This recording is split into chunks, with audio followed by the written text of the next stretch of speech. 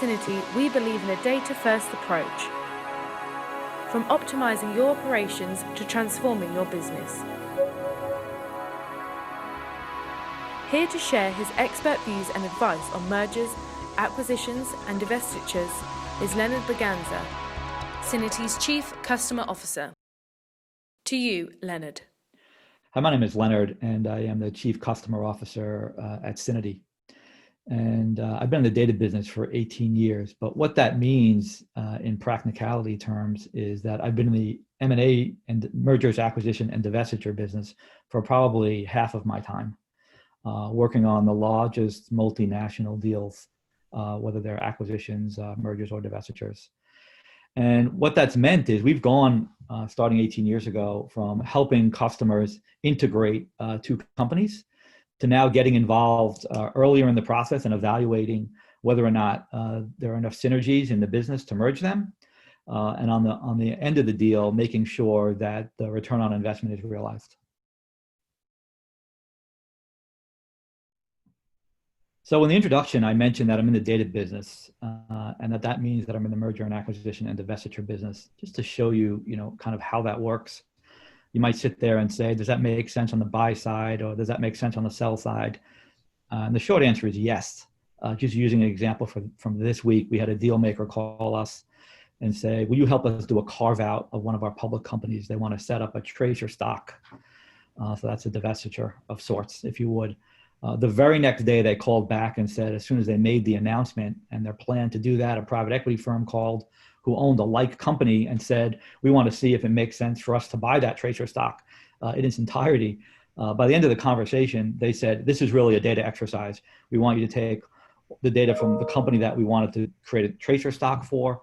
We want you to take the data from a like company that's in the private equity firm's portfolio, bring them into a clean room and see what the synergies are. I mean, this is before anyone's even talking about price, right? Are we in the same markets? Is one a wholesale market and one a retail market? Is one US domestic? Is one international? Is one in the buy-sell business? Is one in the manufacturing business? And see, would there be better value in combining these companies? And this is a data exercise starting right here up front in the evaluation phase. So I just gave the example of a deal maker, coming to us, along just thinking again about, real examples from this week. We have a customer that's done, 4 acquisitions over the last 4 years. They still don't have the way to view their revenue, by sector. Right now it's by companies, which are very discrete, as opposed to saying, what's the common thread for a customer across, all of these channels and all of these businesses and all of these ERP systems. So this takes a little bit of data work, obviously, to create a way, in an automated way, to do harmonization of customers, right? So that you could recognize the customer in system 1 and system 2. And keep in mind, these are highly volatile transactional systems. So it changes daily. So we have to use, our AI and our ML to recognize these duplicates and harmonize them so that, the management of the company and even the board can see the harmonized revenue. So I'm going to use my third real-life example from this week to answer the question of what's the benefit of having a data-first approach in the M&A space. So we had a customer who's divesting about half of their business, and after analyzing the half they're divesting, we said, hey, look, do you realize there's some shared components that you'll have to keep in your systems, and we'll have to pass across to the acquirer? And they nodded, knowingly and expecting that. And it was a bolt. This is a complex manufacturer, but it was a simple part. I then said to them, as a result of that common part, who's going to own the inventory? And literally the entire room looked at their shoes and they're like, you've now asking us a question that we should have considered before, but we haven't, right? And what you want to do is we want to find these early. So you've heard the cliche before where people say the devil is in the details. Well, based on the story that I just told you, you could see maybe more appropriate for the conversation we're having now is the devil is in the data.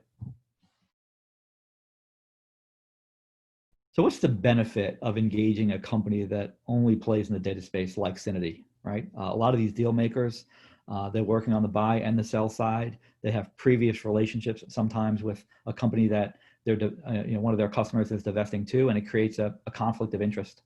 So when you're dealing with an exclusive data company like Cinity, that's a cloud native company, they can bring in data from all the related parties. They can act as a third-party fiduciary. They can help on deal evaluation and deal realization without a mountain of contracts. So we've talked quite a bit about deal evaluation and even deal realization on the other side of the transaction. Are you getting the return on investment that you hoped? And we talked only a little bit about where we started from, 18 years ago as Cinity, as integration, right? And as I like to say, it may only be 20% of the process, but if you don't do it well, it could be 100% of the problem, right? So you have to pick some common data model, some ERP system. A very common one today, especially for multinationals, is SAP as the backbone. And then you have to harmonize all of these onto this common data model.